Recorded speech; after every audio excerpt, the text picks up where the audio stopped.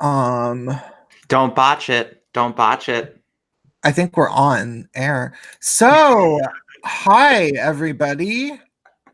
Welcome to the Gaytriarchy for the 16th of March, 2019.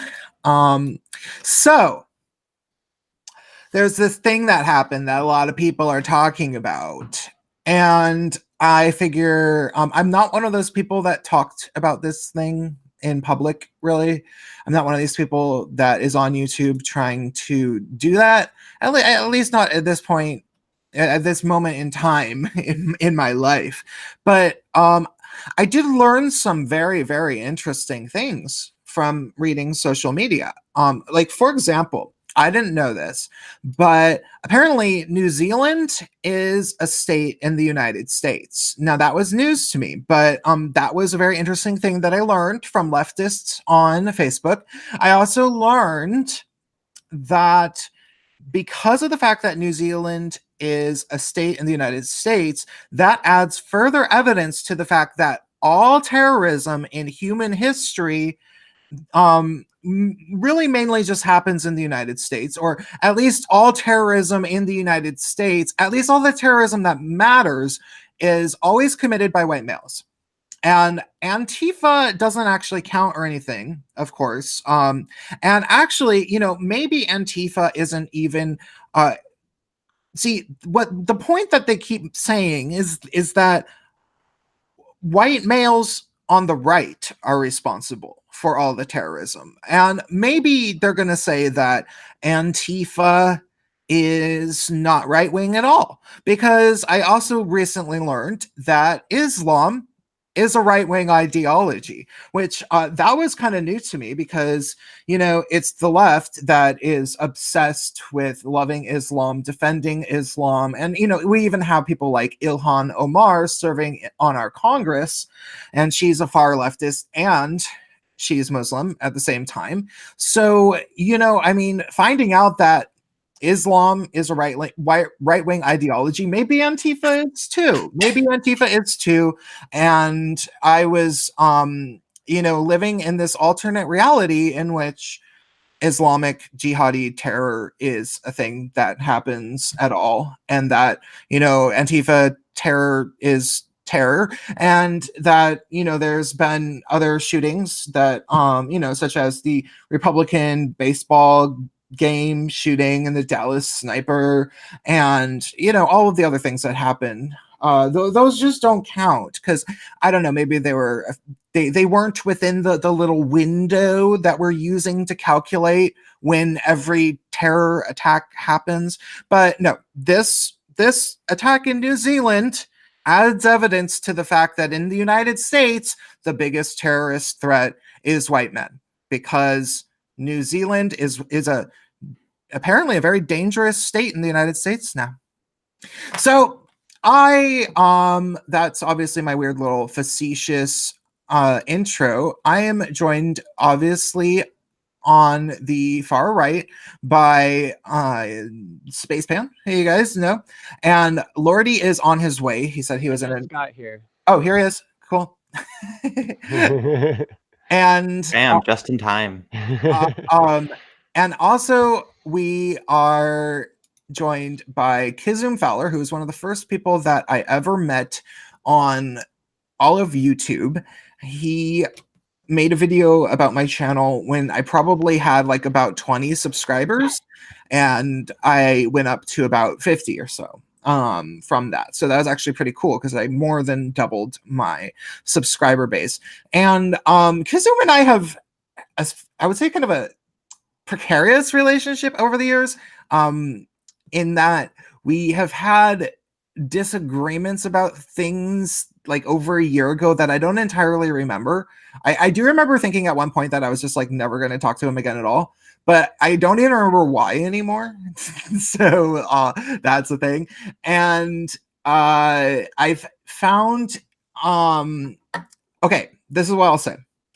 in spite of the fact that I have literally used him as an example in a recent video of a gay church lady, like I've referred to him, I don't actually. I've always admitted that Kizzume is open to seeing contrasting viewpoints, and he does actually change his opinions on things. And he's also fairly red-pilled about the way that feminists abuse the gay male community and try to speak for us and try to shame men for masculine gay men for any masculine traits and all sorts of things like that.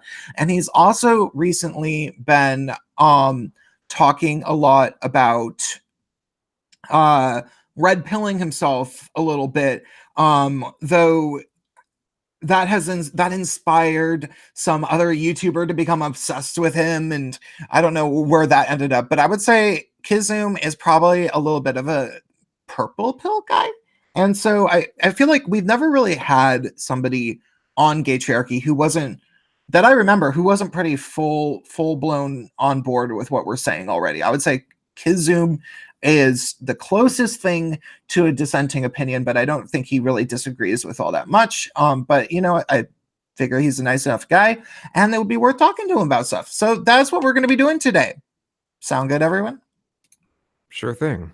But I don't have oh, by the way, I don't have some argument that I am planning on instigating with you or anything. Like, that's not what my intention. I just, like, ta-da, that's what everybody should know. So by the way, Doin Aether gave me $1.99. Thank you very much for doing that. By the way, if you have not already, give this a like, please do, and please tweet it and that kind of a thing, because it's really, really hard for me to get people watching my videos and my streams. I seem to be in the worst type of social media sandbox that exists.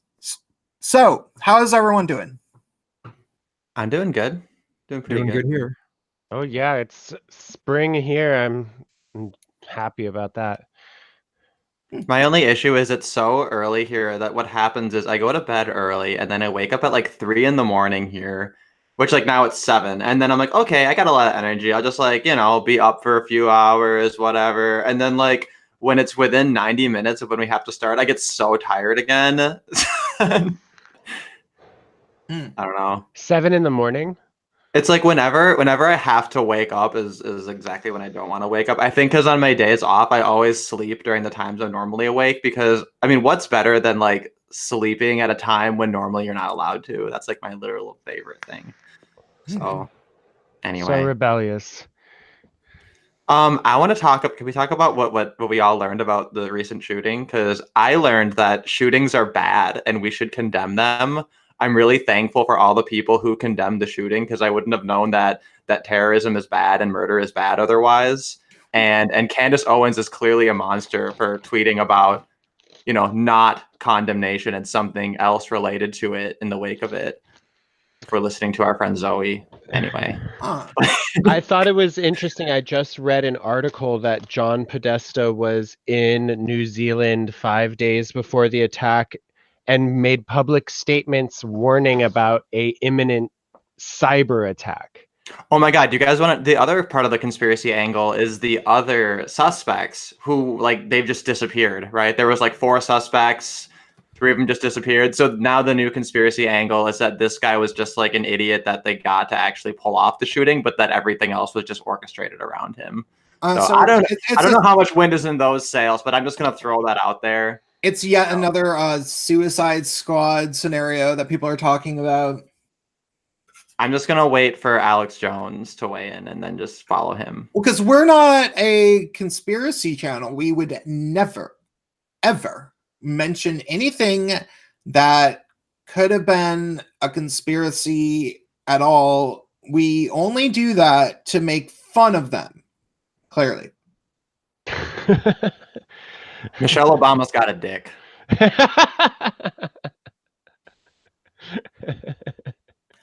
So, Kizzume, I was watching your video about this, and it seemed like you were a little bit frustrated with the way that people are kind of jumping to act like there's blood on the hands of everybody who's ever criticized Islam or something like that.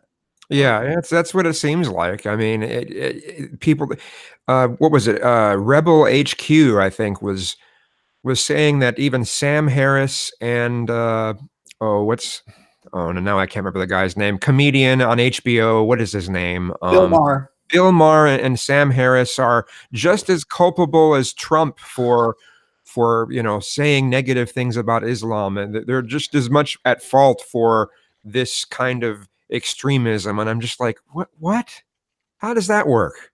Well, and also, like, why is Trump at fault? Right. Yeah. I mean, people will say that, oh well, Trump was wanting to do a Muslim ban, and I'm like, well, it's not. I don't know. I that still doesn't. It wasn't from New Zealand Muslims, though, was it? No. It wasn't technically a Muslim ban. It was a list of countries that were designated as terror threats by the Obama administration, and Trump decided to do a little ban on them. But people were like, well, there's lots of Muslim people there, and so that's where that kind of came from. But I mean, even if that was true, is that the most like horrifically terrible? It's the attitude. This is what I'm feeling. The attitude of infantilization or pure equating Muslims to like they're Rottweilers or pit bulls or something. Like, don't tease them. Like and it reminds me of the way that my racist ass middle school was. My middle school was in the city center of far leftist Seattle, and it was a public school, and it was about 80% black, and the white and Asian students were all in this one gifted program, essentially, and that's where I was in. And the attitude that so there was a blatant behavioral double standard in which it was really, really hard for black students to like significantly get in trouble, but if a white student did even the smallest thing wrong, they were falling, they're being an administrator just like giddy with excitement to call your parents, and that was their attitude. And especially if there was a conflict between a white kid and a black kid, it was always like it was definitely the white kid's fault, and they treated us that way. Now, I think from the administrator's perspective, it was just legitimate racism towards white people. Like, I think that the administrators hated white people because I'm pretty sure they were a part of this sort of like weird far leftist thing of wanting to endlessly apologize for the shortcomings of students in black communities, because that became systemically mandated during Obama. And I think that Seattle might have been one of the early test specimens of that type of schooling. But the attitude basically ended up appearing to most of the white students, and I had to actively like deconstruct how this happened in my head to like not be a horrible racist. But I think that most of the white students that I went to school with that were in the gifted program ended up being really racist, which was the attitude that the administrators were trying to push upon us was basically, well, you better not provoke the black kids because they're a bunch of animals. So it's always going to be your fault if they end up doing something to you. And that's a really, really horrible thing. And that is sort of how people act with the Islamic stuff. And I find it really sad. And, it's like, I also have to wonder how many people just don't know about how much terrorism has gone on in Europe. Like the type of people who are saying this stuff, like, do they just not know? And Islamic terrorism, it's because it's, I can't remember the last thing that happened, but 2017, it was like story every other day, you know. Well, and it's also been pointed out like twice as many people are being killed like practically daily by drone strikes and shit in the Middle East. So it's, you know, so it's like if you're looking at who's really the perpetrators of like killing a bunch of people, so much of it is this same establishment that is totally taking this media bait and like trying to prop this up and like blame people like PewDiePie for it. Just the hypocrisy is just like boundless, and there's so many different angles to it. So Well, it's really, yeah. I don't even know if it's drone strikes so much as also, you know, one sect of Islam blowing each other up. Yeah, I'm not sure exactly how they get the numbers, how it all breaks down, but I mean, you can kind of, doesn't take too many degrees of separation that it's like the U.S. foreign policy that's resulting ultimately in all these deaths. Who was the identified shooter exactly?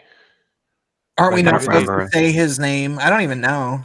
Let's like, honestly, do we let's know who they're not. trying to pin it on? Like, I mean, the guy like uploaded the whole video. It's kind of incontrovertible, like who he is. Like he shows his face, everything in the video, and it's pretty creepy footage because like he's not even like phased by what he's doing. He's like very cold and calculated.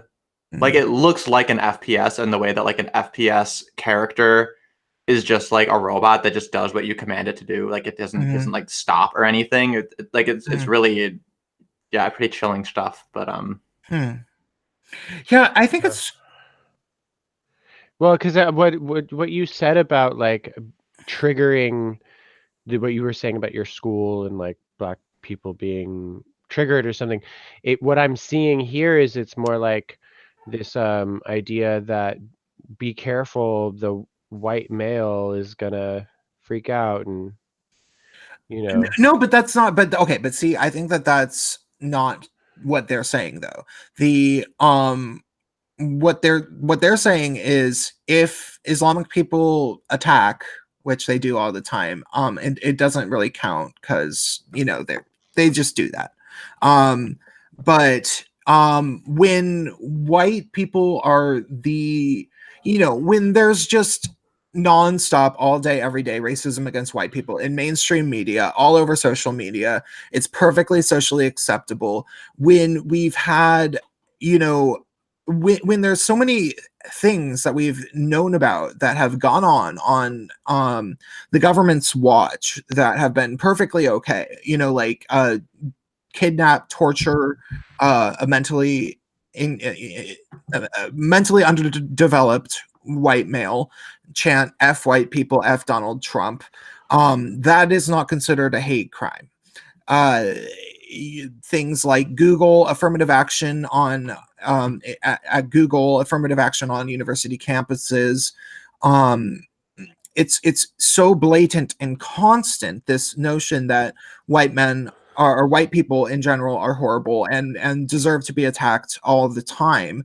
And then when one of them does snap, it's like, oh, see, it just proves what we were saying all along. See, they really are horrible. And as opposed to with Islamic people, it's like I guess the there's a little bit of like lowered expectation there with Islamic people too, but it's also kind of like just explained away, like. And then every time a white male kills people, there's always a bunch of people who say exactly what isn't true. So what they will say is, yeah, man, see, now everyone's going to say he was just a lone wolf and that he obviously had mental problems. No one's going to call this an act of terrorism. But of course, if he was a Muslim, everybody would say that all Islamic people are violent, which is like maybe 15 years ago. Like, right. What are you talking about? So hold on, I have to go turn off my alarm that just decided to go off. So yeah, it is like a soft I literally kind of thing. I literally had this experience on Facebook where someone posts the thing and it's like, how dare the president not call this an act of terrorism? Yeah, and It's being called terrorism by just about all the everywhere that I've seen. People are calling it an act of terrorism. So you know,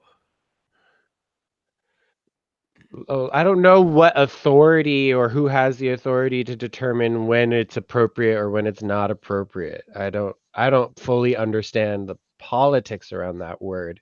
I mean, for a journalist to say it's an act of terrorism is one thing, but for a head of state to say that, I'm sure it means something completely different. well, terrorism is kind of a nonsense term. Like governments, they really trip over themselves when they try to present a definition of terrorism that doesn't include themselves. Because Didn't the definition I use is anybody who uses violence or threats of violence to gain or maintain political power. So therefore, all governments are terrorist organizations. But so I have no problem calling just about everyone terrorists. It's really easy for me to be consistent as an ANCAP, but yeah, I guess for other, if you're not that stance, then you have a, then you have to like draw a line somewhere, and that's where I think.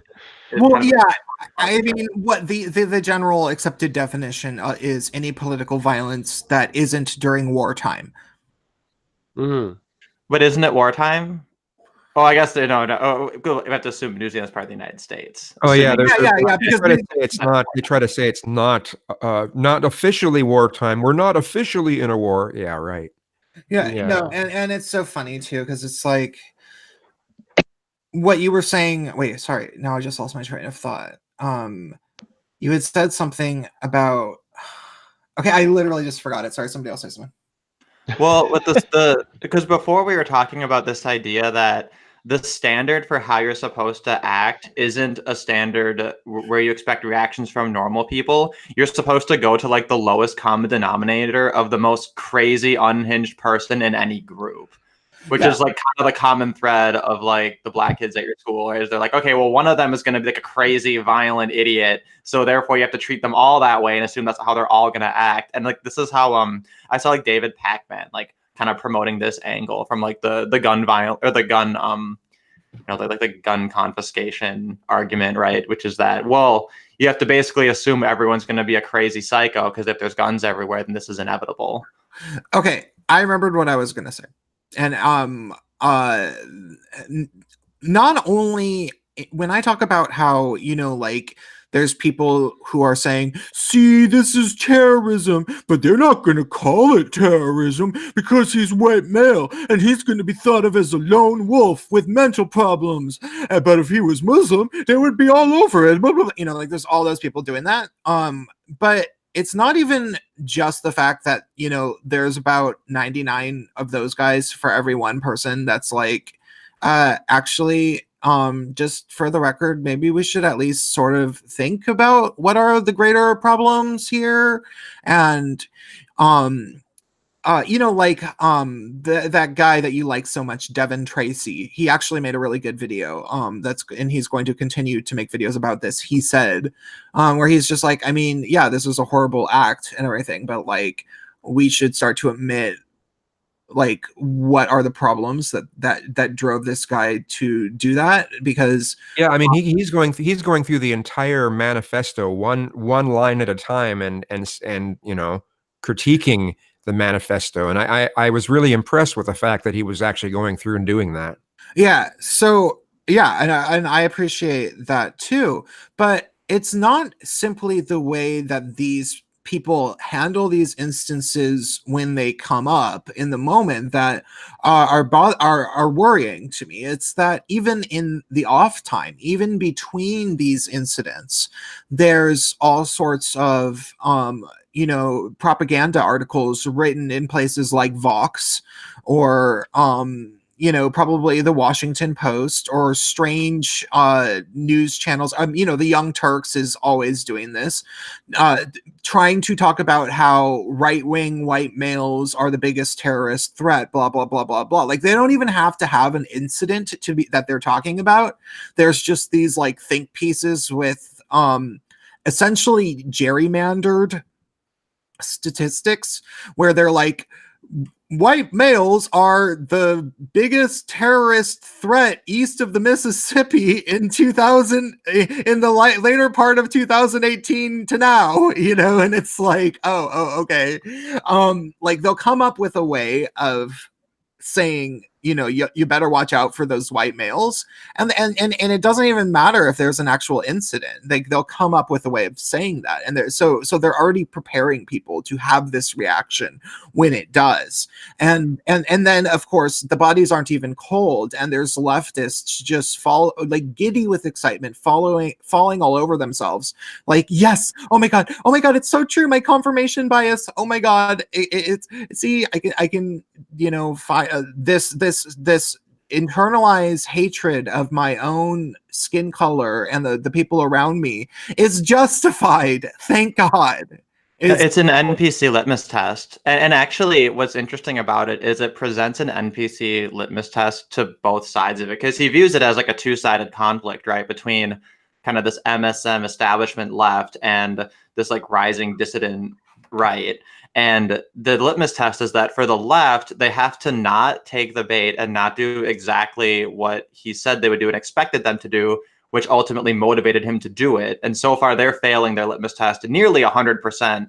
And then on the other side of it, you have like the dissident right, and their litmus test is to not be a bunch of like stupid edgelords and be like, well, like, glad they died or whatever, like meme it and stuff like that, Yeah. And they're failing like partially, So I guess there's a silver lining that we kind of finally have some resolution to this who's the bigger NPC argument.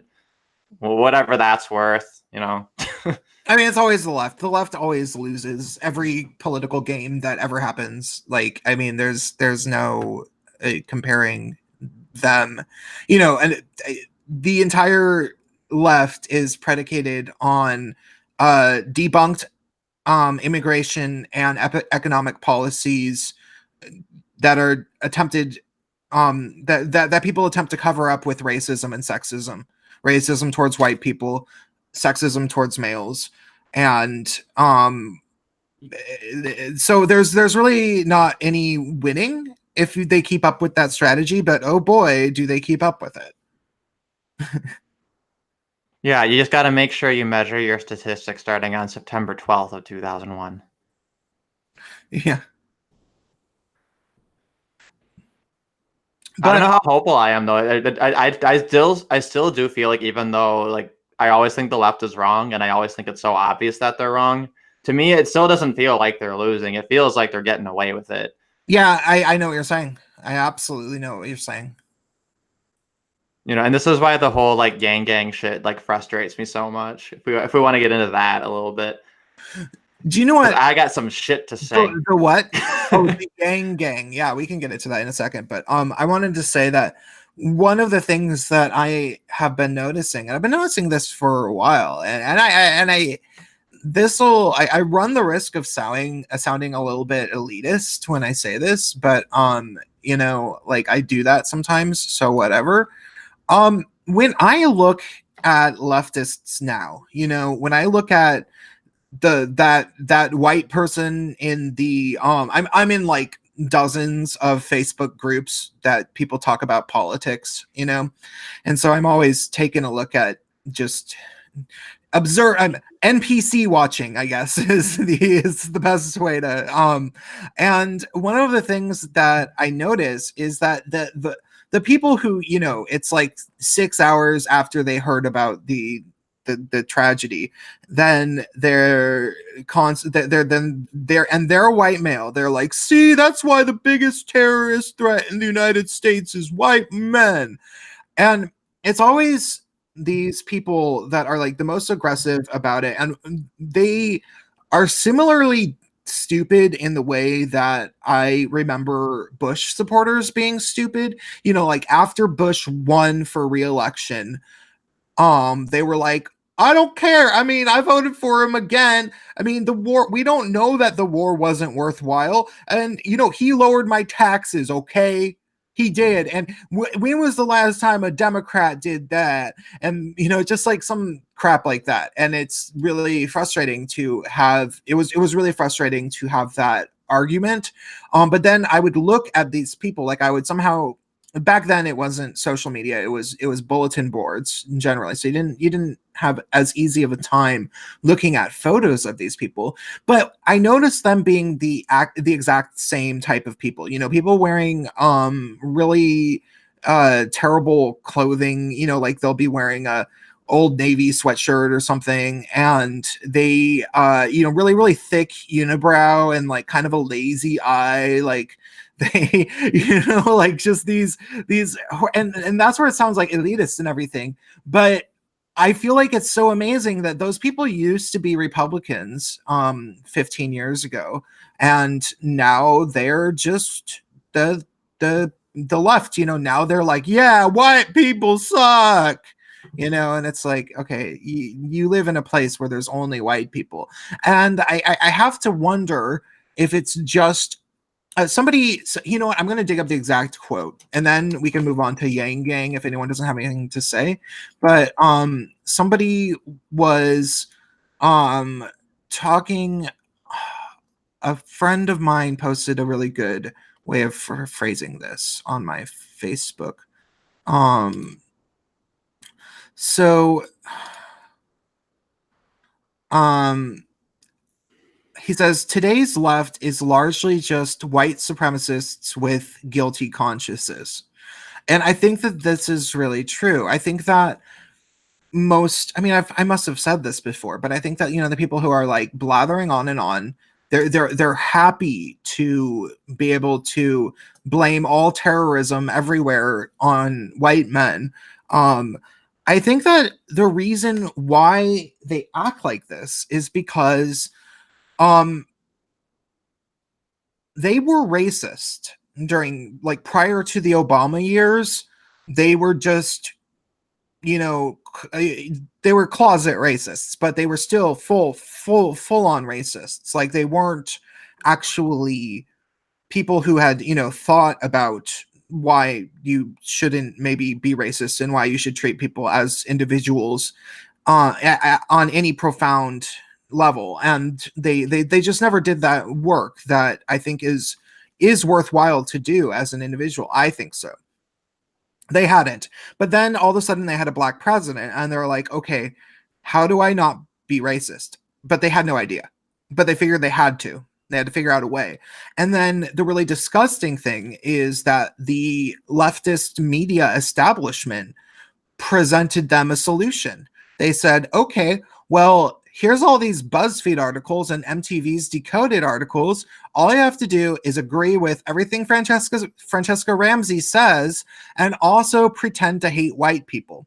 And the white people were like, okay. And they started doing that. And they don't know how to stop. And so it's like they pretend to hate white people, but really it's like they actually probably are scared of black people.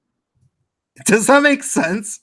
Well, it mirrors perfectly kind of the male feminist question, right? That you have these men who, when they hear the feminist rhetoric about how all men are rapists and all men have this toxic masculinity and view women as pieces of meat to take and control, they're like, yeah, that makes sense. Yeah, I'm a man, so I think that's, yeah, that sounds about accurate. And then they have an incentive to buy into the narrative because it makes their fucked up views feel more normal. And I think that parallel absolutely crosses over into like the racial aspect of it too, that these white liberal SJWs, like they are racist. And then by depicting all white people and their microaggressions as the epitome of racism, it gives them, instead of having to actually not be racist or actually feel these things out in a really human and really social way, they just kind of get like fed an ideological program, and then they're told, just color in the lines and follow this, and then you're fine. And that's a way for them to relieve their conscience without actually delving deeper and figuring out like what's wrong with their view and what problem they actually have personally. Yeah. Like, okay, one of the things, like a common complaint that you'll hear from black people in predominantly white cities or social environments is that white people freak out every time you talk about race. And every time a black person I know says that, I'll be like, oh, well, yeah, that's kind of true. But there's this weird thing that happens where that's kind of true, but then there is the token, like I had a good way of phrasing this, and I should really make a whole video about this thing that happens, but there becomes like a not sanctioned, but a clearly defined, like a designated space for talking about race that happens, like wherever it is, maybe it's on a university campus, they have the like diversity training, and like that's the designated space where you're supposed to talk about race, and you're supposed to, but you're not supposed to like actually do it. What you're supposed to sort of do is like parrot everything that the diversity trainer says, and also agree with everything that the racial minorities in the room say. But when you're not in that space, if you're a white person, you're never supposed to bring up race. And, unless unless a racial minority has done it first. And it's this sort of like complicated set of rules. And what I think ultimately happens is that a lot of racial minorities get weirded out by it. Like, they're like, wait, this is strange. It's so clinical, the way that you are trying to get people to relate to each other based around their skin colors, and that ultimately bugs these people because it makes them realize how phony it all is, if that makes sense. Yeah, I think so. I don't know, I guess Kizzume or Jordy, do you guys have any thoughts on this?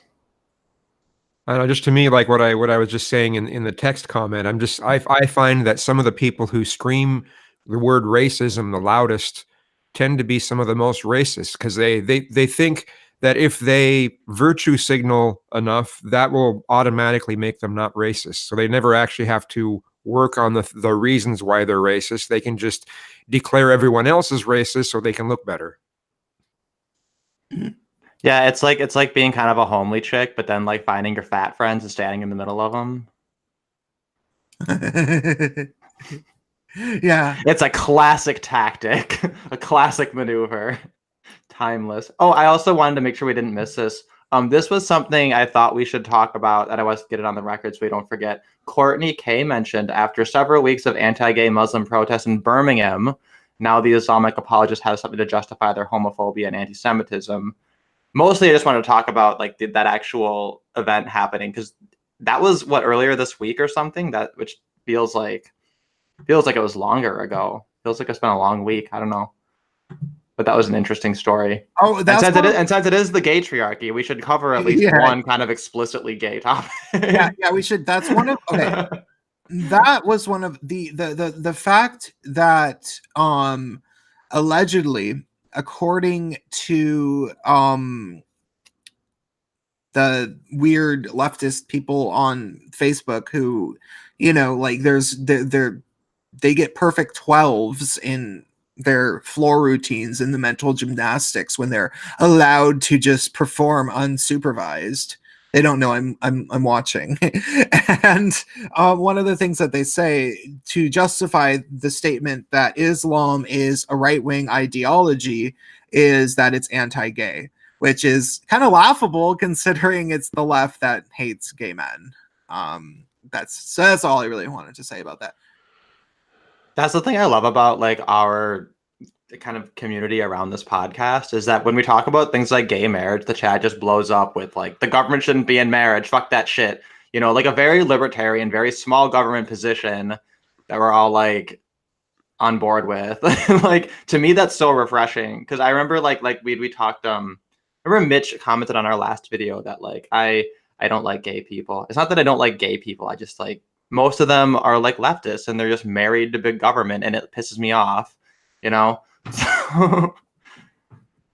But hashtag not all.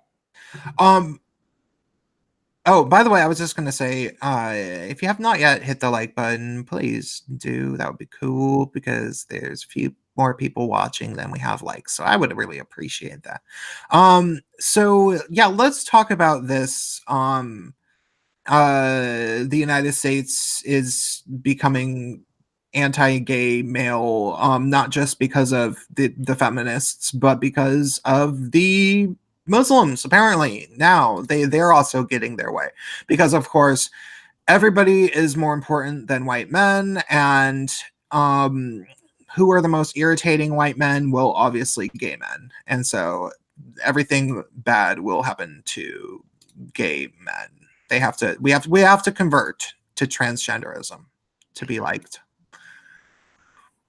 My issue is I'm technically in some agreement with these Muslim protesters in Birmingham over the education system. Why is that? I know that's, well, basically because the problem is that the state oversteps its boundaries by putting this kind of education into the public, right? It's paid for on the public dime, and that gives them kind of a platform to say, like, no, we don't want this kind of education. And really, I think that ultimately it's an intrinsic flaw with public education. It's a reason we cannot have public education at all, because there's no way to do it in an objective way. And the best way to solve these issues is to have people just vote with their wallet. I mean, I'm sympathetic to the argument that you might have like gay students whose parents are very traditional, and that this gives them kind of a way to find some sort of refuge and safety, because obviously like gay suicide is a big thing, especially among minors. And I think that's actually one of like the most important critical gay issues. Like once you're an adult, gay issues kind of disappear. Like, but in terms of like gay issues should be like gay children's issues, and that's why like the trans issue is so important too. So there's kind of two sides of it, but basically, you know, you have all of this problem of the government takes over marriage, right? And then the Christians see gay marriage as an assault on their religion, when we could have just avoided this entire problem by having them not be involved in the first place. Yeah. So, you know what I mean? Like to me, it's just so obvious. It's like, just get the government out of it. And then everybody loses their ground for saying, I have a stake in this, because now we have all these different alternatives and different ways to work around these problems peacefully. So do you think that the government shouldn't teach sex ed? Well, I don't think there should be public education at all. Oh. I mean, well, okay. So public, when I say public, I mean explicitly government funded institutions, right? I'm saying that parents should be homeschooling, unschooling, and we should be having privatized education. And that can also include education through community programs and through like charities. So in that sense, there can be public education. It just needs to be voluntary. Well, I mean, how about in the case though of if we're going to have public education, then how do you feel about sex ed being in the education? Yeah, I mean, so I kind of have an issue with the question, because it's sort of like saying, well, like if you're gonna get murdered, how do you want to get murdered, right? So like there's ways to answer it. There's obviously preferences within it, but there's a fundamental line that it crosses, at which point it's a little bit hard to give like a real answer. But I mean, I'm all for a sex education, like as long as there's an objective scientific basis. Okay. Yeah, my main thing was saying that because it's very unlikely that we're ever going to be getting rid of public education, and we have the system we have. You know, that was what I was saying. So yeah, and from a pragmatic standpoint, obviously that makes a lot of sense. Like because I can't just press a button and get what I want. so there is like an issue or a space for compromise. And part of the issue too is that, you know, Christians are half the problem, and really just religious people in general, because they're not pushing for government to get out of these things. They want the government involved, and they want to have preferential treatment, right? Like Christians want to have their public schools, but they also want creationism taught in those public schools on the public dime, you know, and they want government in marriage, but they want it to be marriage by their Christian standards. And like, that's the thing that really pisses me off, is that they want to have their cake and eat it too. Yeah. Lordy, are you still there? Yes, I'm here. Oh, okay. Because I hadn't heard you talk for a while. So, by the way, Miles Kinslow said, "Hey Prince, love your animation. Thank you." Says also, can someone tell Bernie bros like Kyle Kalinske to stop calling Bernie daddy like Milo? Like Milo called Trump. I had a crazy image of Bernie as a leather daddy in a sex club. You know, I don't know if Kyle Kalinske watches my channel, but also, Miles, no, we are not going to kink shame. Truth. Anybody can be a leather daddy if they want. Well, But if true, that's some Beto level like sexual repression. Beto's cute, at least. That's all he's got going for him. Yeah. And he can ride a skateboard. Yeah, I like what Ooh. And he can wear denim on a road next to his intern's dog. Stick, Sex, and Hammer had a pretty funny. He's like, yeah, you know, Beto's gonna go on his little tour, trying to be hip, ride a skateboard around. I don't know, moonwalk or something. And there's I've already seen evidence that they're going to use the same like strategy where they're gonna like strategically leave Bernie out of things so it makes him look like he's the underdog, because I think that worked for him last time. Yeah, you know, it's so funny. Like, it's hard to believe that Bernie ever actually wanted to be president at this point. But then it's like, okay, who had more to gain by him being in the race, Trump or Clinton? And if he was some sort of plant, was like, I think that there's a possibility, and this is, you know, obviously not what I believe, but I think it's worth just speculating, because it's just, if this were the case, it would be kind of funny. But I obviously don't believe it was. But if Clinton had, you know, if the Democratic Party had wanted there to be a I know there has to be a political term for this, like a controlled opposition type person running within for the nomination, it would make sense that they would have Bernie do this, and then he would push Clinton further towards these certain stances. But what actually kind of happened was that Trump ended up capitalizing upon it more than Clinton did. Like, everything that people liked about Bernie, Trump at least figured out a way to, you know, mimic it enough that people kind of liked it, and I think that that's how people kind of like ended up, a lot of the you know, Bernie bro to MAGA transition ended up happening. So yeah. It is true, because I think the Bernie bros were hoping for Bernie to be like this David to Goliath figure. And so he had that appeal as like being strong, like we were, you know, hoping that he would appear very strong, and then he totally was not, just completely is not. And I think all those people felt like, well, then we want to go for the next strongest, clearly the strongest candidate, you know, the one who presents the most dominance.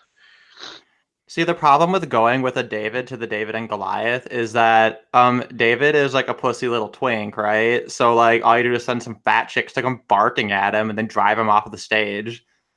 Well, yeah, he failed to be an effective David. So the Bernie Bros went to Goliath. They're like, all right, well, we'll just go with Goliath. Yeah.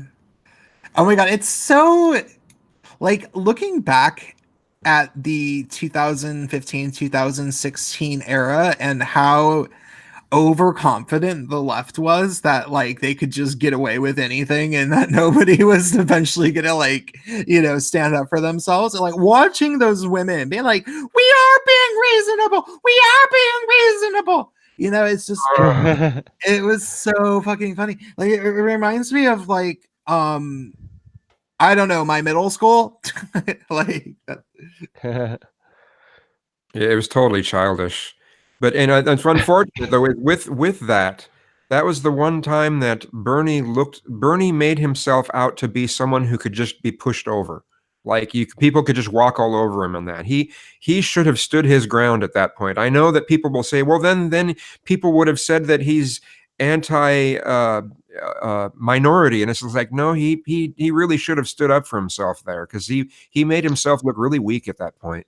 Absolutely. No one wants weakness. The reason people go for Trump is because he consistently presents as strong, and Yeah. subconsciously you will always orient yourself to that leader.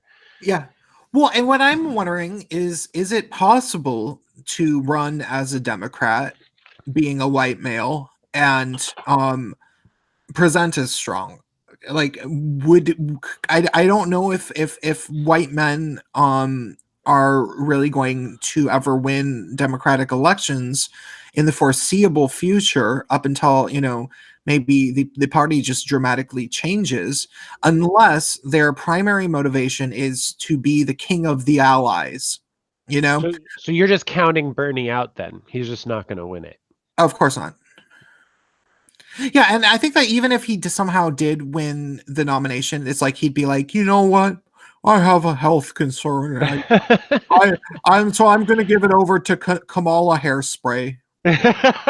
Or like Tulsi Gabbard or something. Probably not Tulsi. Yeah. It would Well, actually, the funny thing that Sticks mentioned is probably Joe Biden is like among their best options, like sadly enough. And I feel like the only way they can do this sort of strong ally is as like the white savior. And I think what really depicted that really well was the last Mad Max movie, Fury Road, where Mad Max was essentially a supporting character in his own movie, where by the way, in the actual plot, like the women fuck everything up. That's literally what happens and what you're meant to celebrate and not notice in that movie. So, I didn't actually. That movie, it's perfect. Like, so maybe I should watch that tonight. You should actually. It's a fun movie just for like the eye candy of like explosions and shit. But like, I guess I shouldn't spoil it, even though 2016, so freaking long ago. I guess the movie was even older. I already heard you. So, but let's not overwhelmingly get into it for the sake. It's funny. It's funny. It was an enjoyable movie. Okay. Yeah, I need to see that. And the new-ish Blade Runner came out a few years ago. I never saw that either. Yeah, I never saw that either. I'm sure that's actually okay. Oh, I'm supposed to see Captain Marvel on Monday with my friend. I just remembered.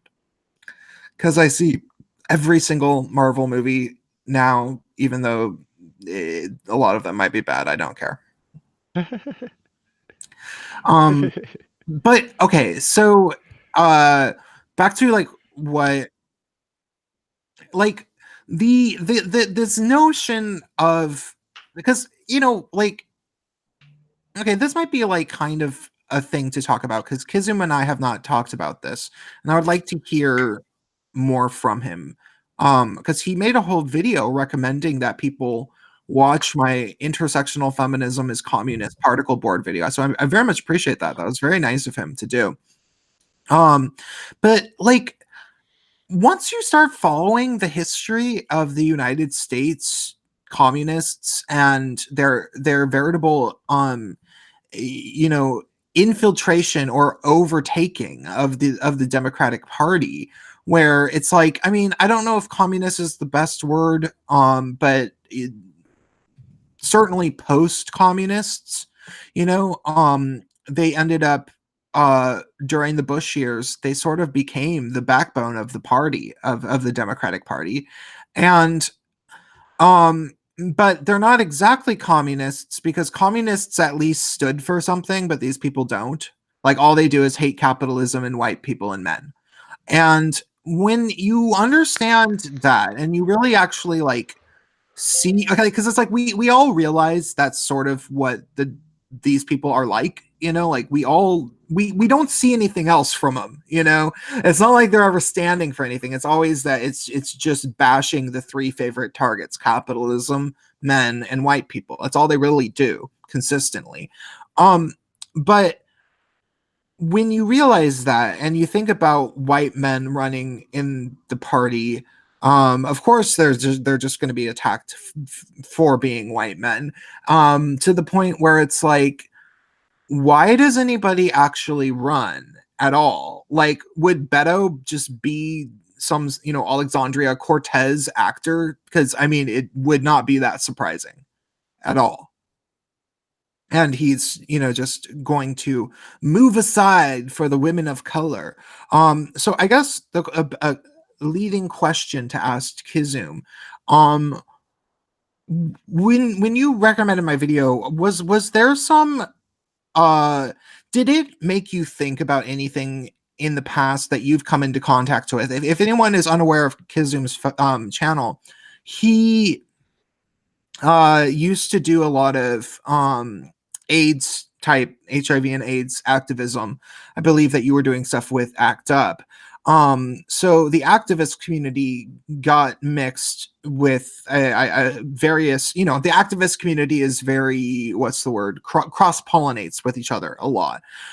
Did you notice these veritable like post-communist aspects, but that were around, but not really, but you didn't really know how to identify them as what they were? Because I did. There's been this force within just LGBT activism and just in general, not just in ACT UP, but like when I'd go to the Pride festival at, they'd end them at Volunteer Park, and they'd have these people up on stages, and they were essentially arguing for the equality of outcome model. And of course, I never had those words to use for it back then. I didn't know what to call it. But yeah, I was seeing the communist stuff sneaking in the 90s, and it always bothered me, and I never knew how to articulate it, Could you tell us more about that? I want you to go like I will think of a more pointed question while I listen to you talk for a little bit, but I'm having to use the bathroom and put my speakers on. So I'll hear, but I'll be back in a second. You guys ask him questions. Sorry, I'm a horrible person. Yeah, I probably need some more questions for me to answer, because I don't know what to. I don't really know. Yeah, so let me give me lead some with questions. something that I think relates. I watched a 1995 movie called Hackers this week.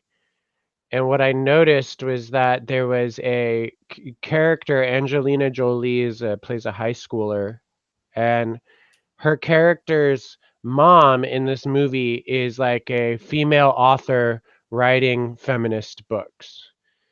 And books like, oh, fuck, I can't even remember. So I think that relates to this idea of like how it was cropping up in the 90s and being fed through, but not really talked about. Okay. I'm just not sure that things change that much once we hit the 90s, because I feel like it's been going on so many more decades than that. Like, did anything distinctly change in the 90s? Because I feel like, Well, I mean, in the 90s, that's when gay liberation really started to pick up. That's when gay LGBT activism started becoming a big thing. Because in the 80s, people tried, but it never reached any sort of it never reached much of a peak. But I guess in the 90s, it started to reach a peak and got more. It got more news. It got more exposure, and that's all. It's also when more extreme views started coming out. I wonder if it's kind of following. I remember my friend worked for a company that had an event hosted by the HRC, the Human Rights Campaign. Like, we went to it, and it was like all in on like the trans bathroom issue, because that was kind of like the only thing they had to talk about. And I feel like what's happened is you have the civil rights, where like they were doing all of the racial issues, and then all the women's issues, and then it became all the gay issues by the 90s, and now like everything's kind of been done, but they just want to keep LARPing this civil rights heroism fantasy. But I mean, maybe that's a little bit dismissive, but I just wonder, like, maybe it's because I'm like younger. I just feel like there aren't really that many gay issues. They're not. Well, no, but I mean, there are gay issues. There's gay issues, but there's not like gay government issues. But there is, the massive like health crisis of meth and unprotected sex and STD, STI rates being the highest of all time. Like, yes. those are issues. Now, I don't know exactly what we should do to deal with them, but the notion that these nonprofits are just like acting like every gay guy who lives in New York City should really, really, really care about the transgender bathroom laws in North Carolina is completely absurd.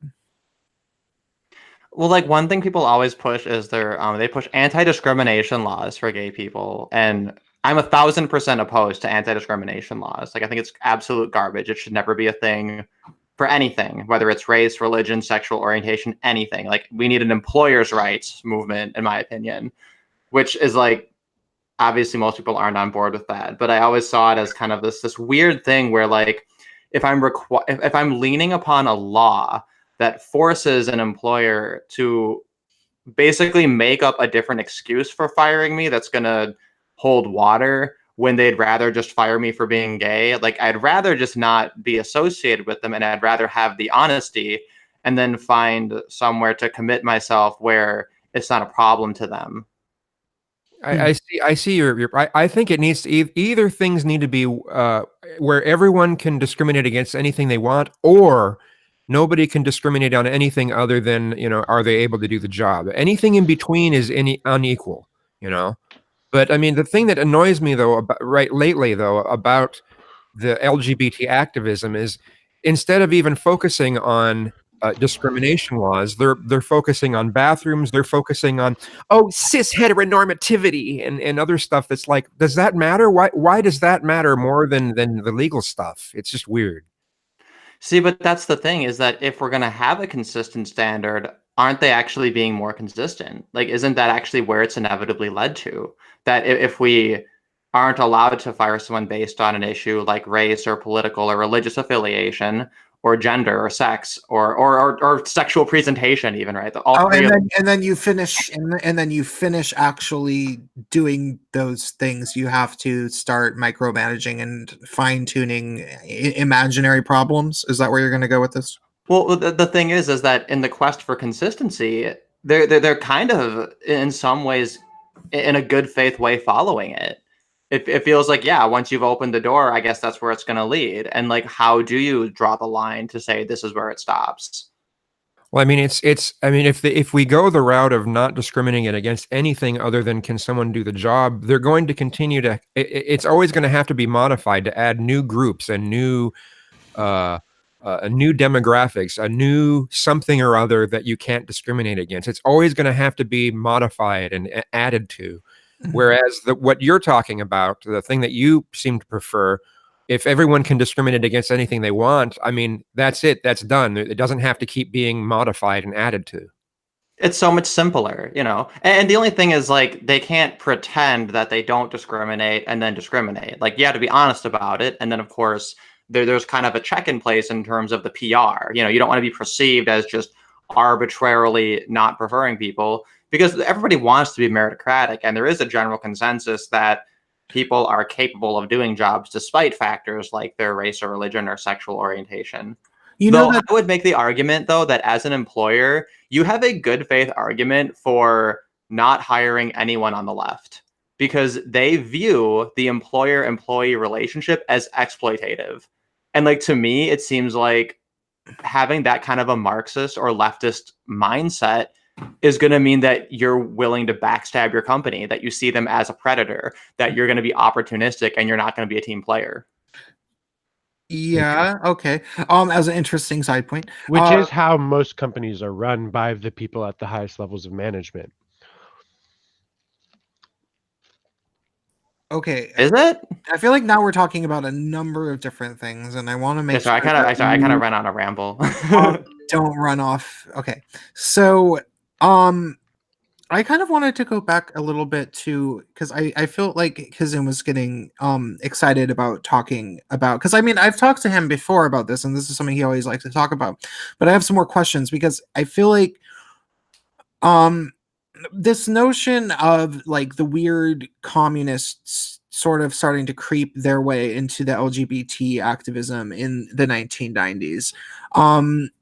I want to know more about that, because it's something that, like, I looked into it, and especially like as I was reading David Horowitz, like he can list off all of these different, activist nonprofits that are, the post-communist people, and they all have these like, you know, fake slogans and names for what they're called. Like it would be like you know, employers without agendas or something, you know, like some crap like that. Like, I mean, that's entirely made up, but it would be like supposed to be a activist organization that works to defend workers' rights, but it's really just like a communist rallying thing that protests successful businesses for whatever reason or something like that. And what I'm wondering is, did you notice this stuff starting to become more common? You said that this stuff didn't really seem to exist during the 80s.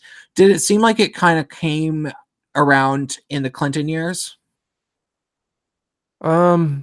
Yeah, I would say mostly in the Clinton years. I mean, I guess that, you know, Bush one, the Bush one years, I guess it some of it started there, but it really started kicking in the Clinton years, where you know, I'd hear at the rallies them basically saying that gay people should be added to affirmative action, and just like, what? No, that's not what we're asking for. That's, you know, that gives the Christians that makes them right when they say that gay people are wanting special rights. You know, it's like, no, let's not do that. You know, When did affirmative action? When was it ruled as constitutionally unconstitutional or whatever? I'm not sure. Talk about a poorly enforced rule. Yeah, did that happen during one of Obama's terms? I'm not sure. Did what happened during Obama? I think it was a long time ago. I think Wasn't it a Supreme Court thing, wasn't it? Yeah, I think it might have even been That was quite a while back. I mean, I think it's at least decades ago. Yeah, many This decades. is this is hashtag not a law stream. Like, Yeah. sorry. Oh, okay. I get it. But yeah, I mean, that was like a thing that they decided a long time ago. And I mean, I guess it's like really hard to enforce, you know, like, because you can't be like, oh, look at you have really, really underqualified Black people working at your company. You must have broke the law or something. Like, how do you enforce that? But yeah, it's like they're not, people are supposed to use their discretion when instituting affirmative action. It's kind of funny though that they would do that for gay people, though. I have to say, I've gotten jobs before, probably because I was gay, you know. It's a thing. But that was Well, and that's the thing too, is that whenever you're advantaged by this, you're not going to complain about that, right? It's only when there's a perceived disadvantage that suddenly it's all unfair. And the point is that intersectionality has truth to it, but you have to keep applying it. You know, intersectionality includes what you ate for breakfast in the morning. Intersectionality is every single conceivable character of you as every single individual quality, including, like, if you have an exact identical twin that does everything you do, you occupy different space at different times, and that's part of intersectionality. No, that's not a part of intersectionality. That's a part of individualism, the arch enemy of intersectionality. Well, right, but intersectionality taken to its logical conclusion has to become that's why intersectionality is inherently illogical. I was actually watching a good basic way to debunk intersectionality, which is that intersectionality, mathematically, there is the same principle in mathematics, but it's not this intersecting one-dimensional line thing. It's Venn diagrams. And Venn diagrams are done with circles because there's a lot more possibilities of how circles can intersect with each other or not intersect with each other that can be done with Venn diagrams. But trying to demand that it's a one-dimensional line intersection takes away the complexity from it. And intersectionality is really, really a horribly bigoted thing to really try to do, because its only utility is to take away from individualism, to try to overgeneralize, to try to move the goalposts, define the terms in which you are trying to group to bracket somebody within, and it's almost unanimously done. It's unanimously done to privilege one bracket and to disadvantage other brackets, and that's the problem with it. I mean, Yeah, when I was basing studying everything- philosophy. Oh, no, go ahead. I was just saying, basing everything on group identity instead of individual identity. Yeah, it's a form of reductionism, which is the irony behind it, because the people who promote this, reductionism is like their big R word, something they absolutely hate. But I asked my philosophy advisor about it when I was getting my degree. I said, brought up this problem of like individualism and intersection. Doesn't it just ultimately lead there? Is this not like First Class says in the chat, an unnecessary middleman? And she says, yeah, I guess with intersectionality, we're trying to focus on differences that make a difference. But that's fucking dumb. I hate it. You brought that up, and every time I wish I was like you say this, that you've quoted her so many times, and I always am like, if I was there, I would have thrown my coffee on her. Like, that's so dumb. Like, she's right though. It's just oh it's yeah, a non-statement. She's right, but it's a total non-statement. She's right. Feminists get to define what are the differences that make a difference for you. For example, it doesn't matter what context you are. All men have privilege in a patriarchal society, and so it doesn't matter if you're homeless and you can't find a shelter that'll take you in because there's only women-only shelters, and it doesn't matter that like all of the like tangible, and maybe you were homeless in the first place because you got thrown out of your house under a false domestic violence charge, and all of the different ways, because ultimately they're gynocentric. Therefore, what matters is what affects women. It really, a lot of it boils down to that, is that they don't address this gynocentric violence within themselves, and therefore, when you mention men's issues, it doesn't matter to them. No, I refuse to believe, or not even believe. No, I refuse to even pretend to swallow this notion that if we could get feminism out of intersectionality, it would all be dandy. I don't think that that's true. No, yeah, I say fight the real enemy. It's gynocentrism. Feminism. No, not the issue. No. I'm not saying what I'm saying. It's not that if we were to have an MRA intersectionality, it would still be BS. Intersectionality is a reductive. Oh, I see. So you're saying if we add men to intersectionality, that won't solve the problem? No, not at all. Yeah, like it's not. It's no, of course not. Yeah, and because it's trying to come up with a formula for calculating how much you should care about any given person, and I don't think that having a really good formula is the solution. I think that trying to like not necessarily do that is a better solution. I think that like it's the guy, the Distributist, made he has a channel, it's like 20,000 subs. He made a video about bell hooks, and he did a really good job. He said sort of basically the same thing that I did about intersectionality, which is that it's just common sense. We don't need to have some weird little formula to notice that, gay black men going through Klan country might get beat up for being gay or black. Like, we know that. We don't need a feminist theory to tell us that. And the second that you act like we do, then then you're prescribing a set of motions in which you must partake in order to view the world.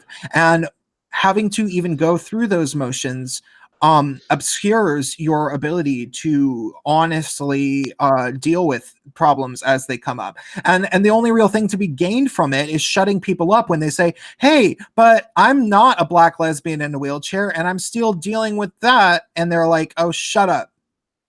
The only reason that you would even say that, it's because you have Asian able-bodied woman privilege, or something. It's just I don't see any purpose of intersectionality, really. Like I get the only thing that I've come up with reasons of, like, I really did rack my brain to come up with a reason, like, why would we want to even, use these intersectional frameworks? Like, I came up with one, which is that African American males tend to be some of the most common people to contract HIV and AIDS. And so gearing HIV and AIDS prevention outreach towards African American males could be successful in, solving some problems. But again, it's like, why do we have to actually, like, call that intersectional? Like, isn't that just sort of common sense? And that's what's bothering me. Yeah, no, ideally, no. Ideally, it's not useful at all. But like sometimes you have to step into someone's matrix in order to red pill them or debunk them. Like, intersectionality to me seems like a really poorly designed video game caste system, or like RPG, role system. Like, if you were starting your video game and you had to pick your character, you have to pick your intersectionality, like all the aspects of what your character is going to be like. It's a really poorly done one. In any good video game is going to have a it's like you can pick any combination and it's going to somehow balance into the overall game, because that's how a good game is made. You should be able to play any role and it all balances together. But with the intersectional system, there's, like, if you were going to choose which one you're going to fit, you're never going to choose to be a white male. You're just never going to choose that. There's no advantage to it. Yeah. Yeah. Kizzume, what do you have you noticed, can you think of offhand a situation of being dismissed by intersectionals in some way when you had something sincere to say? Well, certainly when leaving comments on feminist videos, I've gotten, dismissed because I'm a white male. So What about within places like the fairy community, for example? Honestly, in the fairy community, I tend to stay out of that subject, because I've seen others get chastised for saying anything that goes out of line, and I also hear people. Even if there's not someone directly being chastised right there, I hear them telling stories about how terrible people are for saying anything negative about intersectionality. So I kind of walk on eggshells when I'm in the fairy community. What's an example of this? Can you remember any? I can't remember any specific ones. It's just kind of generalized. Huh. But yeah, I don't think we were really talking about the fairy community much on air, but that's this has been a subject that we've brought up numerous times on Gaytriarchy. But what have been your experiences with the fairy community? I first actually hung out with them in person in 2006, and I kept hanging out with them off and on until the end of 2000, until the end of 2015. Technically, it was like the last time I ever did anything, but it was mostly when I was living in San Francisco, up like right until the beginning of 2015, that I would do things. And fairies in San Francisco end up being gay male just because there's so many gay men. And then I moved up to Seattle, and it was like, oh, this is a feminist thing. Like, it's more than 50% women and trans people if you go to Wolf Creek or something. And the gay men that are there, they're completely just, in some places on the internet they would call them cucked. And I found that really unfortunate. Wolf Creek is a different animal than some of the other gatherings. One of the places that I'd been to several times, and it was pleasant, was Brighton Bush, Mhm. and that was kind of, I guess you could say, it's kind of spiritual focused. That it's on a hot springs, Mhm. so they have natural hot tubs and steam rooms and a bunch of stuff like that. Is it an actual? Is there land there that's owned by the fairies? No, it's somewhere that it's a separate, I guess you could say it's a business. Brighton Bush Okay. is a resort, basically, Okay. that that fairies will have gatherings at times. So it's not specifically a a fairy location. In the 90s, I went to a number of smaller gatherings like Longhouse and American Ridge. And in the 90s, the fairies were more, I don't know, to me, they were more like a big group of gay hippies, you know? Yeah. That's what it used to be. And then, in the 2000s, it's just started to change. Yeah. Well, and to the point where what it used to be no longer exists at all is what it seems like. There's guys who remember what it used to be. There's guys who want what used to be back, but it does not seem possible. It seems like if those guys ever say, that they, um, if they ever complain about anything, they just get completely chastised and are told that they are misogynist, that they're a part of the old guard and things changed for the better and blah blah blah blah blah. Yeah, it's like if anyone tries to mention, "Hey, let's have this be a gay male only space," and it's like, no, and it's like the same thing that's happened with the Boy Scouts. Think about what happened with that, and now they have to let women in. But now there are female only Boy Scout troops. Yeah. Can you believe that? Well, absolutely, absolutely. Well, Yeah, and that's like all of what, like 2 months after they let girls in, they make an all-girl one. Yeah, it's crazy, and it's like, well, no, men are not allowed to have their own safe space, but everyone else can have their safe space. White men, anyway. Yeah, yeah, well, that's because of it's just how they actually perceive the world with patriarchy theory. They, think that all of the world is a space for men to oppress all of the women, and so the only way to change this would be to entirely subvert it and put it into a matriarchy to stop those men from doing what they want to do, which is figuring out how they're going to oppress women. Did you feel like it seemed like there was feminists that were actively doing that in the 90s, that were, or not in the 90s, in the last decade probably? Like, did it seem like there was like evangelical feminists trying to get into fairy culture in that way? well, there have always, even in the 90s, every so often there would be some individuals that would be rather extreme, and most people just kind of shoved it off. But I just found that as you got into the 2000s, more and more people started to have that kind of mindset until it is where it is now, where you're not even allowed to really question it. Mm. I'm just kind of scanning over their Wikipedia right now, and there's this term hetero imitation, which is what they reject. And I'm trying to figure out exactly what they mean by that. Do they mean like how like top and bottom sort of replicate a male and female gender role? Is Yeah, that I what think they to a mean? certain degree that is. I think that okay, this is an interesting thing to bring up. I think we were sort of talking about this in private. So Harry Hay is credited as being the founder of the Radical Fairies. Now that's BS. It's More just, like Harry Gay. yeah. Sorry. Well, okay, so it's just not true. Harry Hay was basically so he was a communist. He he grew up in like the early 1900s. And he was a communist for up until I believe the 50s, when he okay, so he came out for a while, had sex with men, and then as he climbed the ranks of the Communist Party, decided that communism was more important to him than being a homosexual, so he got married to a woman, but realized after a while that he probably like wasn't really attracted to her, or was at least definitely attracted to men.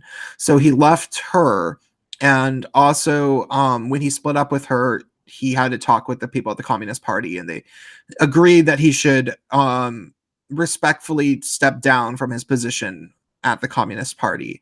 So I guess it was I'm reading his biography, but it's horribly boring, so I haven't actually, it's hard to actually I don't know this as well as I should, but he at some point started something called the Madison Society, which was one of the early gay rights type things.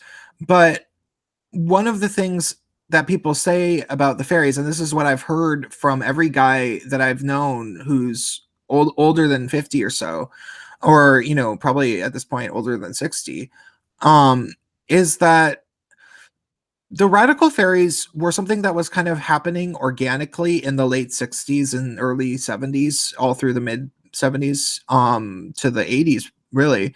And they were just gay guys who were buying land. And I don't even want to say commune land, but just buying land to try to live as gay men away from the city sustainably. And a lot of them were apparently Vietnam War vets, and they didn't feel like they could reintegrate into society as gay men. And so they just kind of ended up in these lands that a number of them bought, trying to survive. And they ended up having a network of all of them, because there was there were a lot of land that were owned by straight hippies, and they had a rainbow newsletter, was what it was called, that would go around to all of them, but they wouldn't publish gay stories in the rainbow newsletter. So they started doing their own newsletter that was a gay one, which ended up being called Radical Fairy Digest. But it was just a secret envelope that would be mailed all around, and it would just say RFD on it, Rural Federal Delivery, because of the fact that this was during the time when it was still technically very taboo to be gay. So they kept the newsletter pretty secret, and then they started calling Rural Federal Delivery Radical Fairy Digest just because it was funny. And so that culture did actually happen organically, and then Harry Hay appointed himself the leader of it. And if you go through the Wikipedia entry about him, there's all this controversy of all these guys thought that he had a messiah complex, and that he was like this wannabe cult leader, and that he power tripped and stuff. And it doesn't sound dissimilar to what has ended up happening, because the thing is that, like, okay, if this is a culture of people that just sort of happened, that there's a lot of different perspectives that could come into play.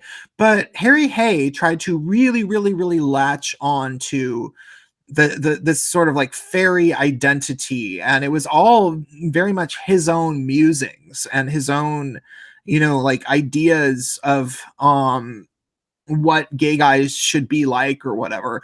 And it really seems like, I mean, starting to read about his early life, it just seems like weird manifestations of his own personal issues that he had growing up. And he tried to be married to a woman, and then they broke up because he was actually gay, and she was actually very, very bitter about the divorce. So then he decided to go and live in the woods and be super queeny and do drag all the time as his sort of like backlash reaction.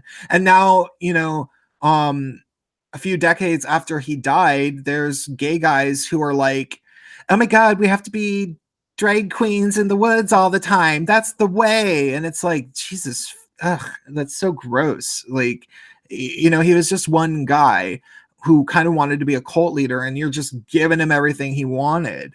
And I guess that was a big tangent, but what's strange about the culture is that so much of the stuff that you're going to find when reading about the radical fairies is really just Harry Hayes' own little musings. It's his own little trip, but it didn't necessarily like have to be that way. You know, like for me, when I to think about like what do I want for gay men, I have, as an individual, I have a few things to say, but then I always get in this like, well, you know, who am I to like start like actually life coaching people or anything, giving them some sort of advice? And there's people who definitely want that of me. You know, there's people who write me these really, really long private messages and things like that. And I'm like, I don't know, if you ever came over to my house and saw how much of a sty it is, I don't think you'd be writing me these messages. Like, you know, and I feel like Harry Hay was just some messed up person who also happened to think his shit don't stink. So that's the explanation for the thing that you linked and all the weird crap that's in it. Okay. No, Yeah, I the mean, radical fairies. I mean, it used to be a lot of fun, and they had their own brand of spirituality and very very pagan oriented and but there was always this do drag in the woods sort of thing that I never connected with the drag side of things, so I sometimes felt like an outcast even in the early days because drag has just never been my thing. So Yeah, I don't like it either. I mean, I'm fine with other people doing it. I'm not judging people for doing it, but it's just when I feel like I'm, you know, an outcast, or sometimes in some cases I've even felt like I'm being judged because I didn't want to participate in that. I don't know. It's kind of weird. I think a lot of it is that some of these sort of weird fringy things, they really, really need approval. And then they're also really, really kind of self-conscious about people just kind of watching. So I feel like a lot of it is that they need people to not be observants, but like participants. So there's sort of a double-edged factor there that it feeds on the participation, but it's also sort of like ambivalent to people who want to just kind of observe it because it's so out there. Have you guys seen the film Short Bus? Yeah. I have not. Yes. Yeah, I watched it like a long time ago, and that's interesting they mentioned it in that Wikipedia article for Radical Fairies, because that was a good movie. I don't remember it very well, but I remember it being really good. Mm-hmm. Yeah, I liked it. It was mentioned in the article because Julian Vivian Bond or something was Justin, yeah, is a rad fairy, and she was a main character. Yeah, it's one of the people in New York that everybody of a certain crowd knows. Mm-hmm. We did have someone in our chat remind us that we're supposed to talk about Andrew Yang at some point. Yeah. Okay. Well, so we're heading towards the end of the show. So let's start. What do you have to say about the Yang Gang? So the way I see it is his support falls into three categories, and all three categories have shills in them. And it's debatable the degree to which all of it's just paid shills, because like this has pretty much been confirmed that it's like a coordinated top-down effort to just like try to basically pay your way through memeing into the presidency. And 4chan's like catching on to it, and people are just like counter memeing. It's a big fucking joke, but basically there's three large categories. You have what I call the neo boomers, and these are people who are legitimately like white pilled on Yang, and they actually think that his policies will work and are actually a good idea because real communism hasn't been tried yet, even though it's totally not communism. And they think that the neat bucks are going to actually stimulate the economy and actually work. And then you have the total black pillars, which are the accelerationists. And they have the most logically defensible position, even though personally I find it to be just absolutely egregious, this idea that, well, basically Trump failed, So we can either have our absolute collapse and our decline, or we can have our total collapse and decline with 1,000 neat bucks a month, right? So they're just voting for the dollars. They just want the economy to collapse faster. Meat bucks. Neat bucks. They want the neat bucks. They got to No, get that meat bag. bucks. No, neat bucks. That's what I'm saying. N-E-E-T. I'm neat saying bucks. meat bucks. Neat bucks. Meat, like it's your meat. Anyways, I like what you're saying. Keep going. The third category are just trolls trolling trolls.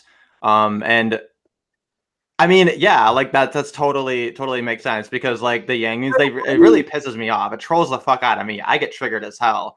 Okay, hold on with I lose my cool so easily because I hate so them. what you're saying is I want to clarify something. Mhm. And maybe your question should come first, but I'm just going to say mine. Why? How did Trump fail them?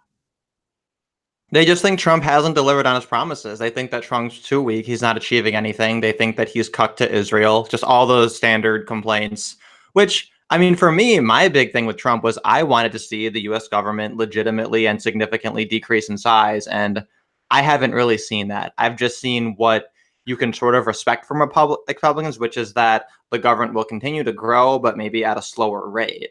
And from that perspective, the accelerationist argument has a little bit of wind in its sails. Okay. Okay, what are you know, saying? even though I'm not there, I'm not that black pilled yet. I guess I'm gray pilled. Just I don't know. Marty? So what I heard you say is that sounds like an attempt to build an entire campaign off of memes. I think he's trying to spark that. He's trying to start off with this memeing to get a lot of attention, which seems to have some effect. Like he's appeared on Joe Rogan and stuff. I think that for that strategy to work, though, like timing is a thing, and he's going to be a meme right now, years before it's actually relevant.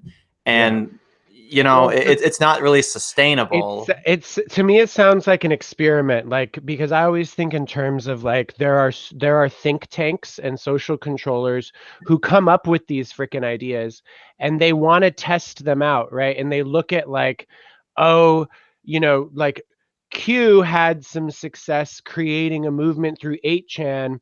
And then Bernie's had Bernie memes were like a whole huge thing for him, and Bernie had a lot of success with memes. So it's like it kind of feels like Democrat think tank people being like, let's early on do some experiments, social experiments of what we think might use, fine tune it now, so by the time we get to the primaries, we have some kind of strategy.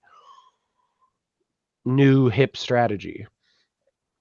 No, yeah, and honestly, the memes are funny, like, but it does seem pretty clear that these are paid shills. Like, I really just get that vibe. Some people have done like the research and they have some fairly convincing evidence, but even just looking at it from a superficial level, it really does have that vibe. This is a total social experiment. Yang's not a legitimate candidate. They're just testing the waters the same way they did with the early deplatforming of Alex Jones. It's a social test to see how people respond to these strategies that they're then going to employ with other people and other candidates. I do hope it gets Trump's attention and that it at least threatens him a little bit. Like, I do like the idea of it kind of holding him accountable, of saying, hey, like, a good proportion of your support, like, what if they do jump ship? Like, what if they are this easily bribed? Well, they're trying that with Ann Coulter too, right? She's an ex-MAGA conservative voice now that's totally coming out against Trump and trying to split his base. So they're definitely trying to scare Trump, or, with these strategies. There's all these rumors that Ann Coulter is being paid to do it, of course. And you have the thing is that Trump is also like he started the whole meme thing. Like, he heavily uses memes, uses social media. So they're actually trying to catch up with him in a lot of ways. Yeah, like they're kind of playing catch up with it. I mean, my dream scenario would be for Trump to just be like, okay, Anne, you think you can do it? And then he just steps aside, like opens up a position for her, says, okay, Anne, I'm going to give you this position. Like, you do something. Like, let's see you do it. Because I'm sure she'd fucking crack her knuckles. She'd be like, okay, fine, let's do it. Like, she should be like the press secretary But or she something. like tweeted something recently where she was like, "Oh, maybe we should have voted for Hillary because she would have gotten that wall." I was like, "What? Did you really just say that?" What? That's funny. Really? She did. That's super funny. That's bizarre. There's a lot of people who like think kind of that she is like a secret shill or whatever. I don't want to ever believe it though, just because she's such a funny character. I love it kind so of much. like fucking wait, what did it remind me of? What did she say? She said Hillary would have. Oh, it's kind of like when Jordan Peterson tweeted that if Kavanaugh gets confirmed to the Supreme Court, he should step down. Do you guys remember that? Oh wait, who was that said that? I remember the statement. Jordan Peterson. Oh, that's right. Shit, that was super weird. Yeah, he got a lot of shit for that, like He instantly. deserved it. Yeah, absolutely. Well, No, it was but kind of like it seemed like a litmus test though. Like it was like, were they trying to see if people like will just automatically agree with everything Peterson says to the point where they can manipulate people into like complete reversals of their position by saying Jordan Peterson said it? Like, no, Okay. we're not quite there yet. The thing that's super annoying about that though is that like this is almost like a full year after he makes those statements against MGTOW, and then Karen Strawn like fucking pushed his shit in, and then he like admitted that he was full of it and that he like, apologized. And you'd think that he would have learned something from that, you know? Yeah, the cult of Jordan Peterson is a little bit strange, I have to say. I mean, I appreciate him for where he's standing and everything. Like, I get that he can't. Like, he's not like a pure red pill personality. Like, for him to be what he is, there's no way for him to be right about everything, I guess. Yeah, well, no, and like once people get to that level of both intellectual, academic, pop cultural, widespread notoriety, you know, in the same way that like Sam Harris does, they will be compromised by politics.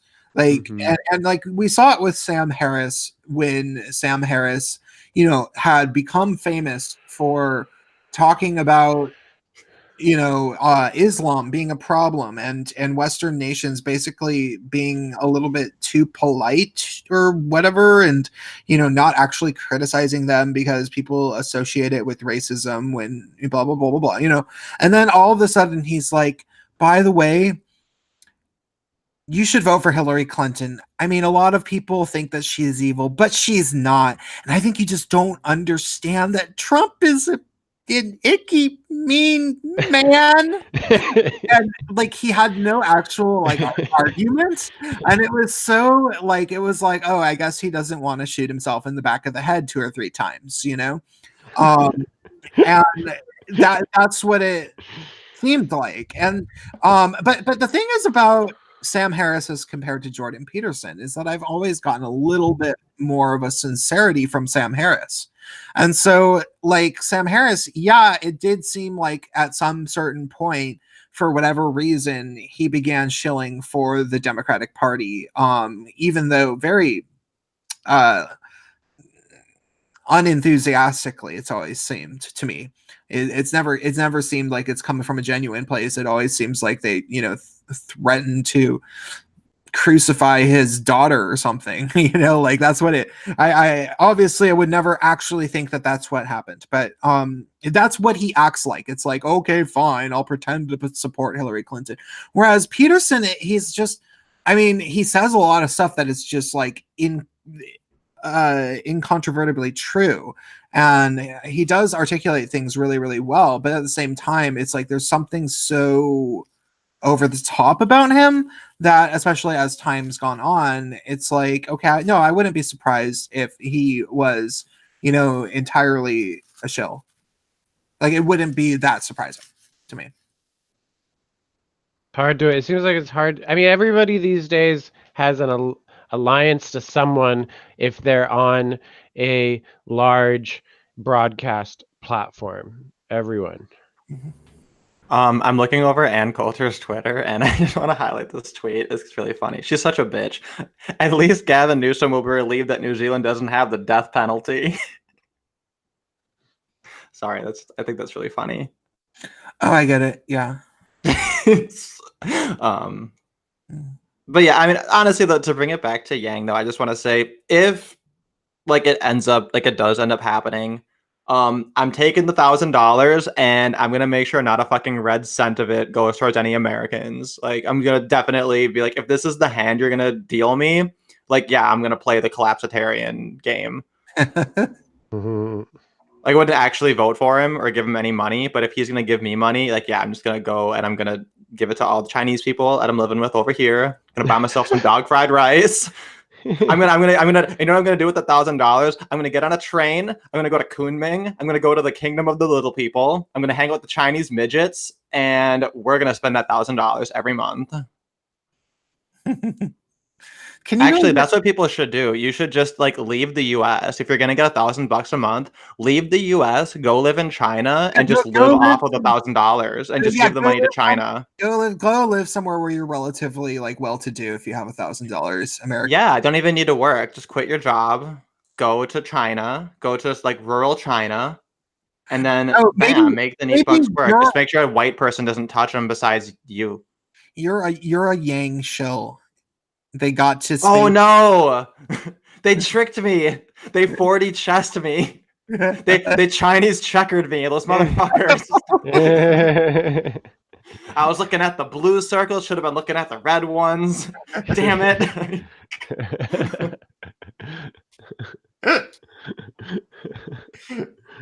I've been saying though, like people on the right, like accelerationism didn't originate with libertarians. Like it's because it's gotten recent attention from a libertarian perspective because everybody's just so hopeless that people are just like picking that card up saying, yeah, why not? But like it's been a thing amongst the leftists for a very long time. They support capitalism because they think it's going to lead to a collapse, and I'm like, this is great. Like, let's just a lot of get them to do that. Like that'd be great. A lot of the like Antifas and stuff, they actually are. They admit that they like they'll say that they know, like they'll say that they're anarchists, but then they'll say that they're communists, and then you're like, okay, but communism doesn't work, and they're like, well, it has to be better than capitalism, and it's like, well, yeah, what if happens if everybody dies? We'll all die. That makes you nihilistic, and they're like, well, what's wrong with being nihilistic? Like they have that attitude. I could I have an old interview from like over a year ago with this Antifa guy, and he says essentially that. I can relate. It just depends on my mood. Lisa, like an hour a day, I'm just like, you know what? Like, white people were a mistake.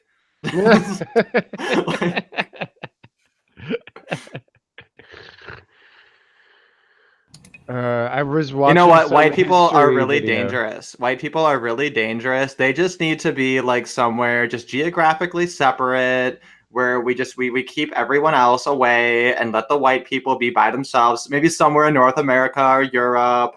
Just segregate them, just for everyone's safety. Yeah, they will be making that argument. Somebody will be making that argument. Someone on my woke new Facebook posted that. Which, by the way, if I send you a Facebook request and it has a Chinese name, it's my Chinese waifu and definitely not my alt. If Mark Zuckerberg asks.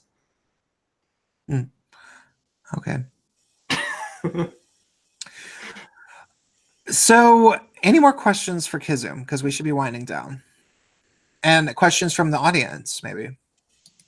We should be anybody?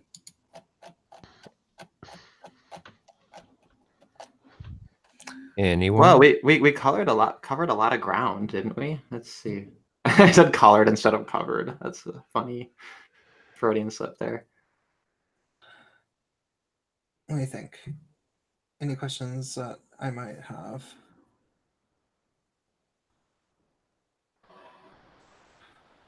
I don't know. I guess Is wrestling fixed? is wrestling fixed. Was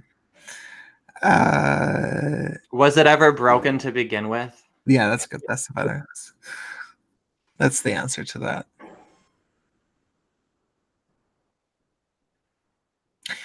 And I saw something, just random thing. I was hoping to just kind of fit it into some of the conversations earlier, but there's this article from the News Tribune. It's a Tacoma. Was a Tacoma-based newspaper, but now they're mostly online. And a teacher named Mike Jankovic. No, hold on, Jankovic, who is a teacher at a high school. Which high school is? Anyway, he put out this article that says diversity education is a divisive education, and really going against the grain. And guess what? Guess what? A huge percentage of the comments are. They're saying this guy needs to be removed from as a teacher. You can't have that position and be a teacher.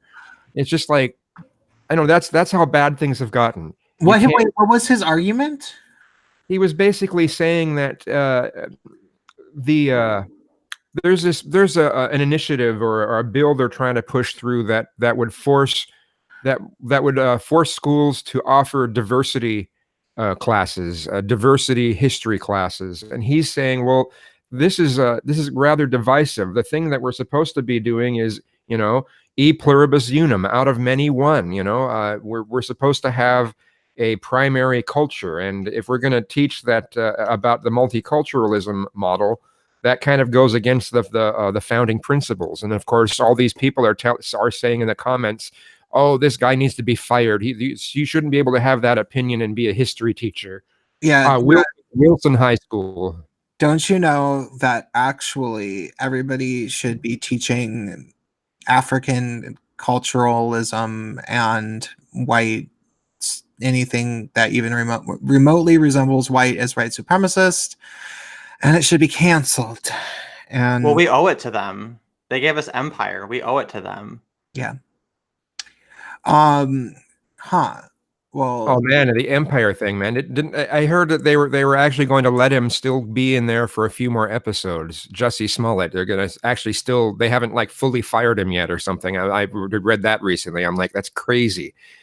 And then I see in probably just already recorded them and they're being cheap. Oh, okay, that's what it is. Okay. Yeah. So Courtney K says, any thoughts about the move to eject the TQ from LGBT community movement, with sexuality and gender being so different? Isn't it about time? I don't really know whose little version of this you might be talking about, so that's a hard question to answer. What I will say is that I think that rather than even really focusing too much on the LGBT, like, I went through a spell where I catered to a lot of notions about maybe the G leaving the LGBT or whatever, and I was never fully on board with it. And I realize now that one of the reasons that I don't think I'm on board with it is that, like, I feel like that's having the G's be a little bit too preoccupied with the other alphabet soup, which they don't necessarily deserve. So I think that a better thing to do would just to make sure that the G's are happy, that that we have a reasonable sense of self-esteem and esteem about our peers, that we're fine with being gay men, loving other gay men, thinking that gay men are cool, thinking about, like, what are the contributions to society that gay men tend to be prevalent in? Can we feel pride in those things? Do we enjoy those things? And if not, well, then that's you and whatever. But admitting to what is good about gay men, and you don't have to even think about lesbians, you don't have to think about trans, you don't have to think about bisexual, quote unquote, queer, non-binary people who are just straight girls. You don't have to think about any of that, as long as you feel good about yourself as a gay man, is what I would say. I definitely don't want to have to think about that.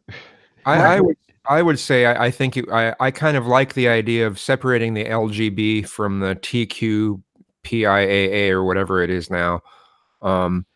Mainly because a lot of trans activism is now blatantly saying that if you're a gay man and you're not interested in a man with a vagina, you're transphobic.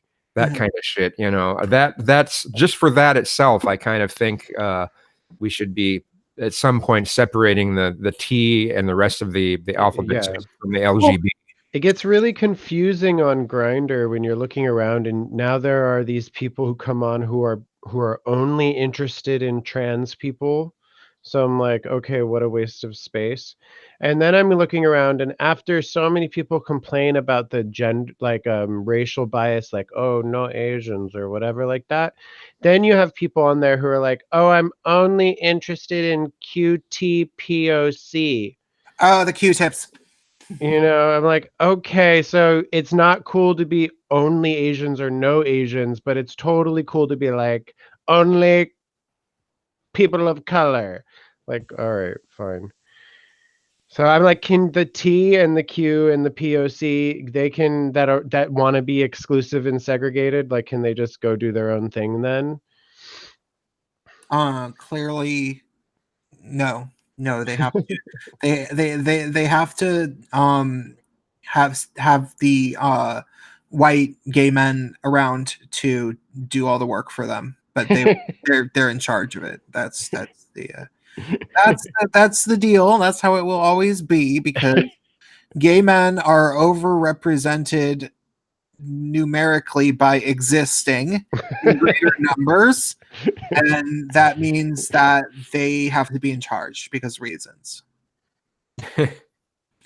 Have you, Lordy, have you watched my video why I don't support QTPOC as a movement? Not yet. Oh, it's one of my best videos. You should watch it.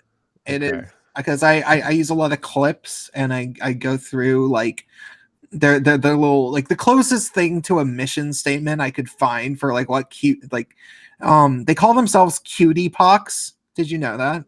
Oh God. Wow. Like chicken pox? Yeah, they call each other cutie pox. Because it's just contagious. Once you're near, you just can't resist. And you got the cutie pox. Yeah. No, but then we realized that it would be funny to call them the Q-tips, because it does look like that when you look at it. And, you know, because it's so dumb, that whole like okay, it always, like, that was one of those things where it's like, okay, so they had to like come up with an acronym that was like antagonistic towards white gay men and white lesbians. Like, that's basically like, let's take out everything about the LGBT that is like the dramatic majority of everybody, and make sure that, you know, whatever else is left gets its own little like special class, and that's what that is. And what's really embarrassing is when you see the like white gay guys trying to be like, say that they're Q-tips. Oh God. Because they're like, well, I'm non-binary. And, I'm queer. I'm queer. Yeah, it's like, oh Jesus, what are you doing? Should we have like a LGB? See, that's what the person was talking about, and my answer to that is no. Like, I don't, like, I feel like that's like over preoccupying. Like, I do think that there's a reason to be affirming about, like, I think that there's a reason to have a healthy sense of self-esteem and history as a gay male, if you are a gay male. That's all I can really offer, because that's all I am, you know. And so if you're going to ask me, it's like, well, that's, you know, and but like, everybody has to, those little struggles of, you know, well, and also, okay, there is an actual tangible reason to have spaces for gay men only.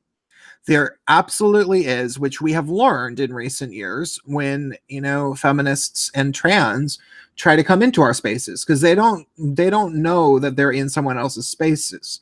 They have to take over whenever they come. And so there is the notion of like, okay, we do have, I mean, you know, maybe the best word for it really is a gaytriarch. You know, like this is like we are in a gaytriarchy. Like this is a place that is designed for gay men to, you know, exist in and be in charge of. And sure, you know, like other people can maybe come sometimes, but like they need to know the rules. And that's the only thing that I'm really interested in. I'm not interested in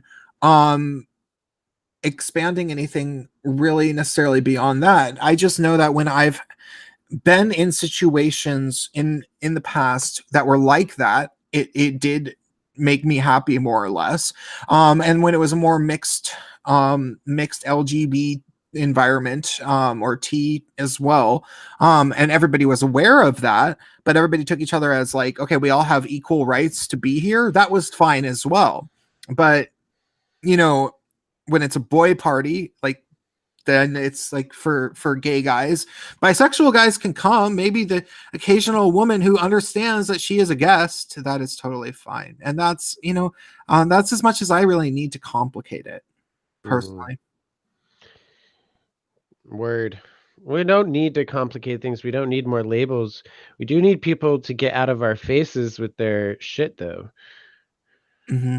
Or we can just get out of the mutual spaces with them, you know, and like just like you maybe like sort of the if you build it they will come mentality is appropriate.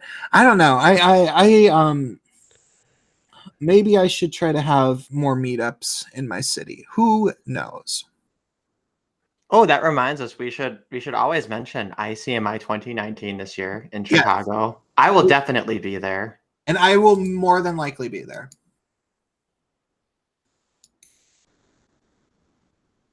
Is that all we're saying? Yeah. Okay. Unless somebody gives me a super chat, which I'll wait around for another, I don't know, minute and a half for. I think that we are going to conclude this episode of Gaytriarchy. I was in a Lyft car over, and my driver was like, "So what do you do for work?" And I was like, I don't want to answer that question. I was like, I don't feel like saying. And he's like, oh. And I'm like, well, obviously I'm a pimp. and then he was like, well, do you just are you someone that just doesn't like talking at all? Or and I was like, well, no, I just don't feel like answering personal questions about myself necessarily. And he was like, oh. And then it turned out that the reason he had asked is because he wanted to complain about the fact that he used to be an EMT, but he quit to be a Lyft driver because Lyft driving pays better. Wow. Yeah, which is pretty intense. Dang, how much did he have to pay to become an EMT to figure that out? I don't know. Oh, and one of the things I didn't know about EMTs, and I guess this makes sense, and maybe everybody knows this besides me, but they there's no such thing as an ambulance driver. Everybody who works in the ambulance does both paramedics as well as driving. Did you know that? No, I did not. How efficient? Yeah. So yeah, you're simultaneously a stunt driver / CPR giver / whatever the hell else, and you get paid less than a Lyft driver. Jeez. Oh wow. Yeah, so he wanted me to be his little backseat therapist for a moment. Like, Man, if we could just get rid of the government, he could totally like if there was an emergency, just like put a little cap on top of his car, just go EMT mode in a pinch if there's an issue. Oh, there you go. Imagine the future. Yeah. Oh my God, that's brilliant. I love that. Ride sharing plus plus Minute Clinic combined. Plus whatever the fuck else you can do, right? Like, oh, I can Well, fucking actually, play the no, flute while How I drive. about no, nail there, salon? Jams. How there about was that? How about Manny Petty while we're driving you around? there's a book that I have called The Inevitable, which is about 13 different technology or 12 different technologies that are going to change the future. And one of the whole chapters is about, I believe it was about different ride sharing services and how transportation is going to become, because as self-driving cars become more available, people are going to diversify how you get to where and for what reasons, and then who you carpool with, and like what you can do in each car depending upon the reason that you might be traveling. Ooh, you could have like the kink car. You have like Yeah, I the totally grinder know. vehicle, the grinder mobile. Like Oh my god, I want to have like a hate speech themed one the freedom of speech car. with a big like Pepe and PewDiePie rolling punts on it. Yeah, you could have cannabis cars. Be great. I I bet you want guys a cannabis ride share. By the way, egregious Charles said this is my super chat and he gave me $2. Thank you. By the way, if that's you in that picture, you look very handsome.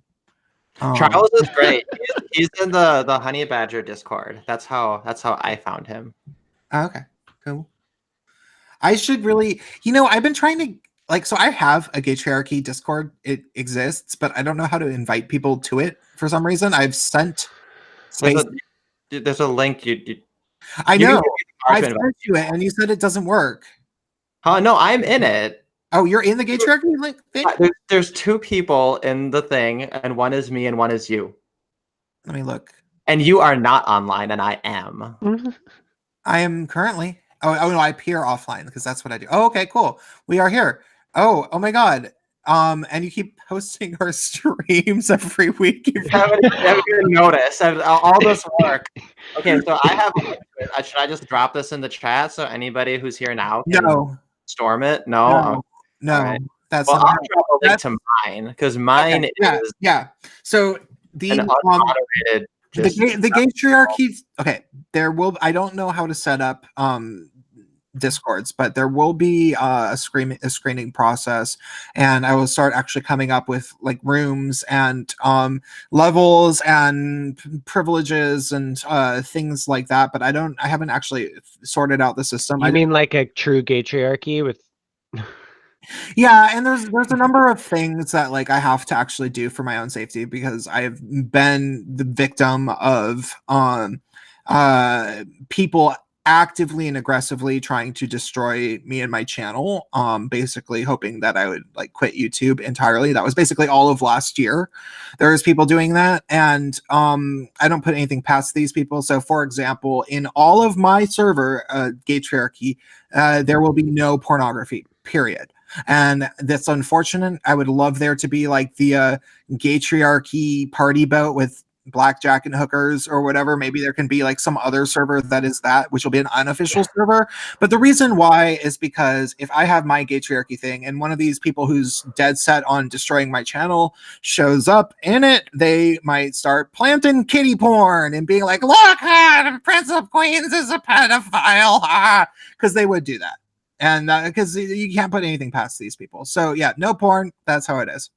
I would think about inviting you guys, and maybe I will come up with some sort of monthly PayPal donation thing that will give people special privileges the way it is in Sargon's thing, because that'd be cool. I would like to have an actual incentive for people to give me more money. It's amazing that people give me money as it is, because I've never made an actual reason for them to. It's always just, I'll keep making the videos that I already do.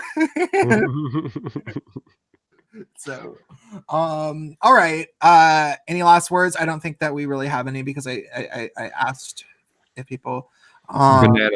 The equinox is coming up, so celebrate spring. Yeah, balance your table. Make sure it's not leaning to one side or creaky or something. I'm sure the radical fairies have all kinds of rituals you can do in preparation for it. Yeah. Well, and during it. Okay. Goodbye, everybody. Bye-bye. Bye. Bye.